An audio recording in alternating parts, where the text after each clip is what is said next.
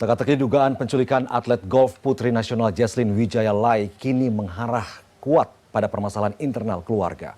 Polisi mengungkap manifest Jesslyn yang dikabarkan diculik dari sebuah restoran di Jakarta pada 13 Juli lalu. Data perjalanan menunjukkan sebelum ke Bangkok, Thailand, Jesslyn terbang menuju Kuala Lumpur, Malaysia sehari setelah dugaan penculikan. Lalu bagaimana perkembangan hasil penyelidikan polisi terkait kasus dugaan penculikan terhadap atlet golf Jesslyn dan benarkah ada kejanggalan saat Jesslyn dilaporkan menghilang? Kita sapa langsung Kasat Reskrim Polres Metro Jakarta Pusat, AKBP Robi Heri Saputra. Selamat malam, Pak Robi. Selamat malam, Mas Victor. Pak Robi, laporan dugaan penculikan Jesslyn resmi dicabut oleh pelapor pada Minggu 19 Juli 2026. Namun Polres Metro Jakarta Pusat masih melakukan penyelidikan untuk memastikan ada atau tidaknya unsur pidana dari peristiwa ini. Bagaimana perkembangan penyelidikan sejauh ini, Pak Robi? Benar, memang jadi pelapor saudari NA sudah mencabut laporannya pada hari Minggu tanggal 19.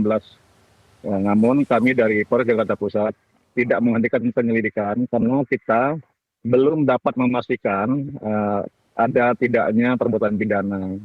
Kemudian juga kita belum bisa memastikan keamanan dan keselamatan dari Jesslyn yang sebelumnya adalah dilaporkan dugaan korban penculikan. Hasil penyelidikan kami tanggal 14 itu memang ada perseberangan atau data Jesslyn keluar negeri menuju Kuala Lumpur dari Bandara Ahmad Yani Semarang. Kami sudah mengecek melalui manifest, kemudian CCTV di Bandara Ahmad Yani di Semarang. Di situ kita temukan bahwa memang Jesslyn bersama-sama dengan ibu dan tantenya diantar oleh beberapa orang dengan menggunakan 3 kendaraan. Namun yang menyeberang ke Kuala Lumpur itu bertiga dengan ibunya dan juga tantenya, yang ibu dan tantenya itu bersaudara ya, satu keluarganya, satu ibu.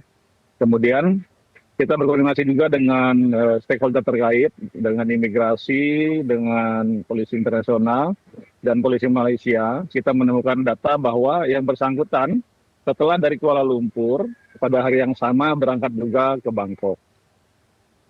Sampai saat ini kami masih mencoba untuk berusaha menjalin komunikasi dengan keluarga, baik itu ibunya, kemudian adiknya dan neneknya. Namun sampai saat ini kita masih belum dapat berkomunikasi dengan baik dengan para keluarga. Ya, Pak, dari berbagai temuan polisi, bisakah Anda ceritakan apa saja mungkin yang kelihatannya janggal dari kronologi yang disampaikan pelapor sebelumnya? Karena di TKP tak ada rekaman pengawas yang bisa membuktikan penjemputan paksa Jesslyn, kemudian polisi juga tidak menemukan adanya indikasi pemerasan atau uang tebusan, hingga laporan dicabut karena alasan pelapor bukan keluarga inti dan tidak melihat langsung insiden penjemputan paksa Jesslyn begitu.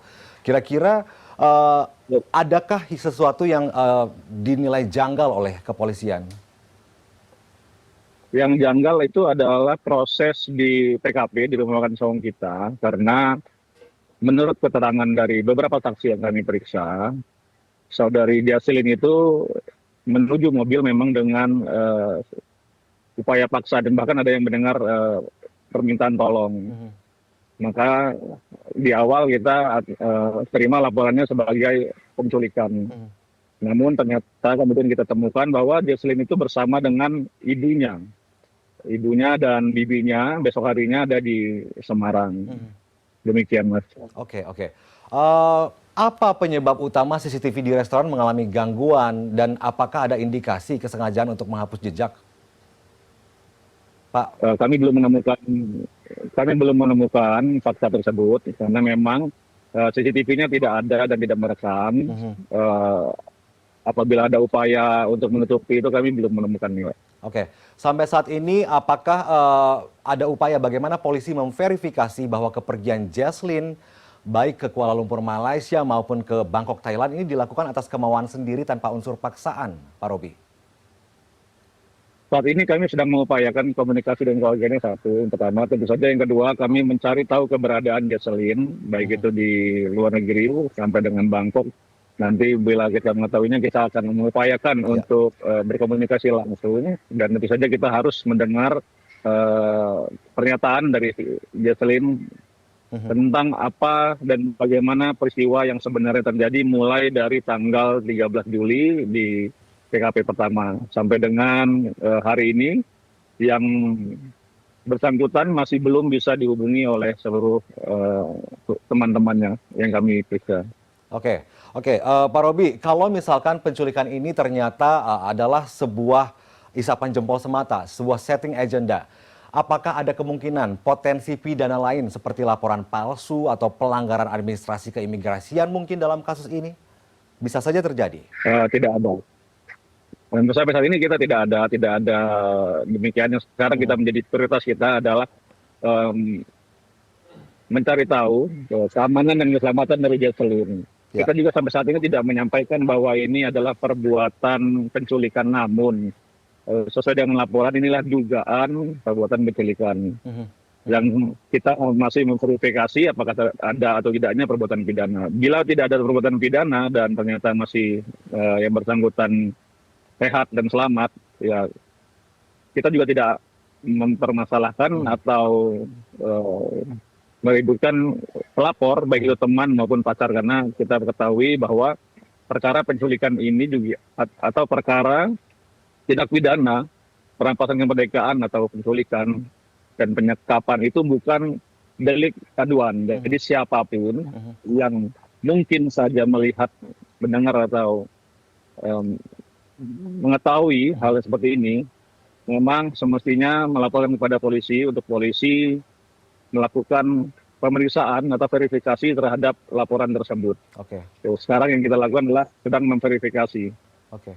Ya, kita tidak tahu bagaimana kondisi Jocelyn, apakah memang ada unsur paksaan ke luar negeri atau bagaimana, karena yang kita ketahui adalah dari kekasih Jocelyn mengatakan bahwa sebentar lagi tuh dalam waktu dekat mereka akan menikah begitu. Apakah ini memang terjadi kesalahpahaman internal keluarga, mungkin orang tua tidak setuju dengan pernikahan mereka atau apapun, kita belum tahu.